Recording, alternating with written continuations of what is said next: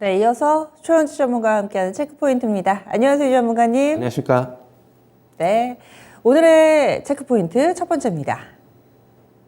정책 쪽에서 체크하고 있습니다. 지금 원희룡 장관이 정부 출범 100일 이내에 250만 가구 공급 계획을 발표할 거다라고 이야기를 하면서 당초에 이 윤석열 이 후보 시절부터 이야기를 했던 부동산 정책에 대해서 지금 취임 초부터 드라이브를 거는 모습인데요. 과연 이것이 증시에는 어떤 영향을 미치게 될까요?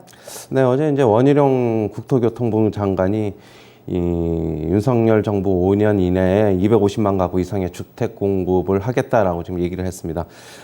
결국에는 수요가 많은 도심 공급에 집중을 하겠다. 이게 좀 키포인트 같은데요. 그동안에는 뭐 어떻게 보면 신도시를 주로 지었는데, 이제는 뭐 역세권 주변이라든가 이쪽에 수요가 많은 쪽에 좀 주택 공급을 좀 늘리겠다. 뭐 청년과 무주택자들을 위해서 뭐 결국에는 정책을 또 마련하고 대출 규제도 완화할 것으로 보고 있습니다.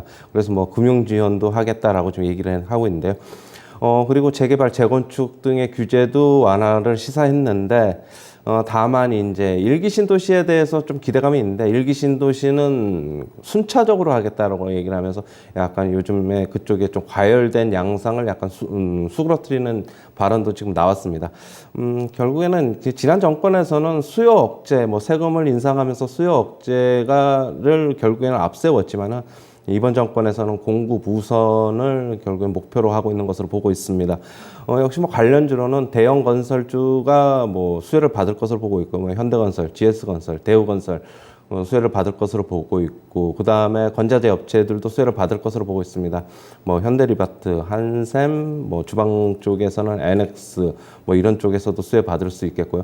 뭐 시멘트 업체들도 결국에는 지금 유연탄 가격 때문에 계속적으로 뭐 지금 고전을 면치 못하고 있지만은 지금 시멘트 업체 쪽에서도 결국에는 뭐 공급이 늘어나면은 결국에는 어떻게 보면 매출이 더 늘어나면서 조금 그래도 회복하지 않을까 그렇게는 보고 있습니다. 뭐 지금 현대건설 차트, 뭐 GS건설 차트, 대우건설 차트 다 비슷비슷한데요. 일단 현대건설 차트 한번 잠시 보시면은요, 뭐 일단은 단기적인 그렇게 본다면은 뭐 주가에는 긍정적으로 단기적으로는 작용을 할 수 있을 것으로는 보고 있습니다.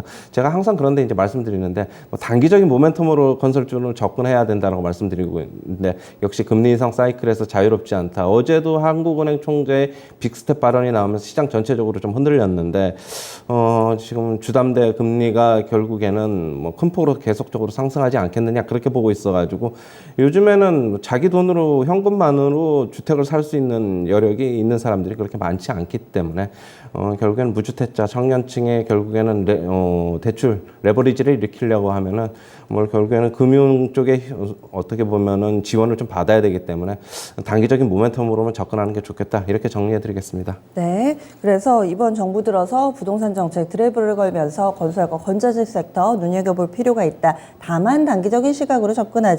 이 부분도 놓치지 않으셨네요. 다음은 두 번째 포인트 넘어가겠습니다. 어제까지 1분기 실적 발표가 마무리됐습니다. 그래서 또 실적에 대한 리뷰들 많이 나오고 있는데요. 제약바이오 업계가 지난해보다 수익선이 좀 개선되고 있다고요? 네. 지금 상위 실적 발표가 이제 거의 다 이제 마무리되어가는 국면인데, 제약바이오 업체 상위 50개사를 좀 보면은 지난해보다 수익성이 좀 크게 좀 개선됐습니다.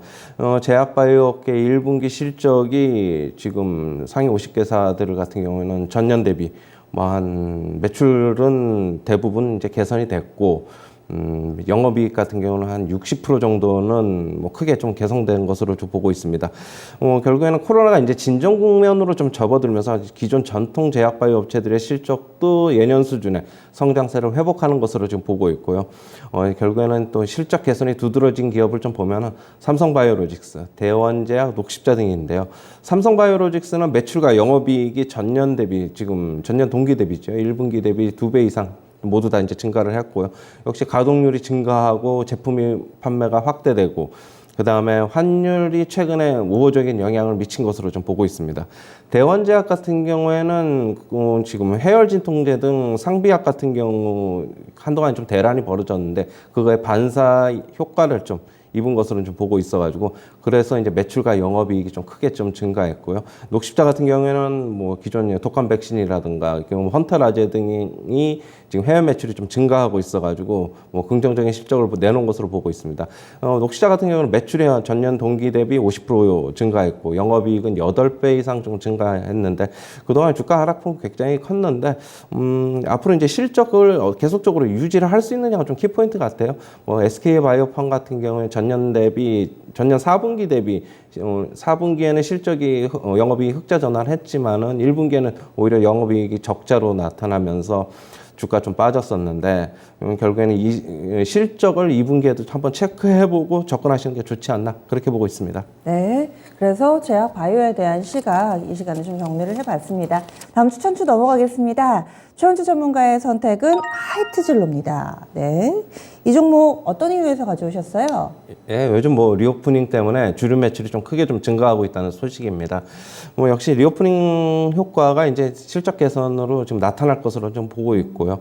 지금 판가 인상을 1분기 그러니까 3월 달에 했는데 1분기 실적의 소폭 결국에는 뭐 어느 정도 집계가 됐죠. 뭐 그렇다고 본다면 이 본격적인 판가 인상 효과의 실적이 반영되는 것은 2분기서부터다 이렇게 조금 보고 있고요. 결국에는 그리고 또 이제 무알콜 맥주 하이트 제로라고 있습니다. 이게 요즘에 최근에 젊은 층들을 중심으로 해서 매출이 좀 크게적으로 판매가 늘어나고 있다 이렇게 나와 있는데요. 하이트 진로 최근에 주가 움직임 한번 차트 잠시 보시면은요. 뭐 위에서 상당 부분 상승했지요. 그러다가 조금 이제 조정받는 모습.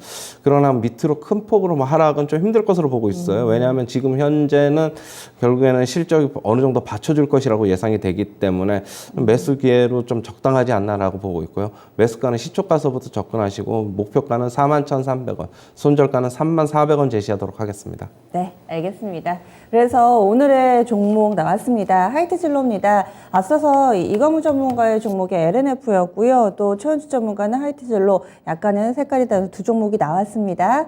오늘 장 어떤 부분들을 봐야 될지 이제 좀 감이 잡히셨나요? 추천주 그리고 체크포인트 알아봤습니다.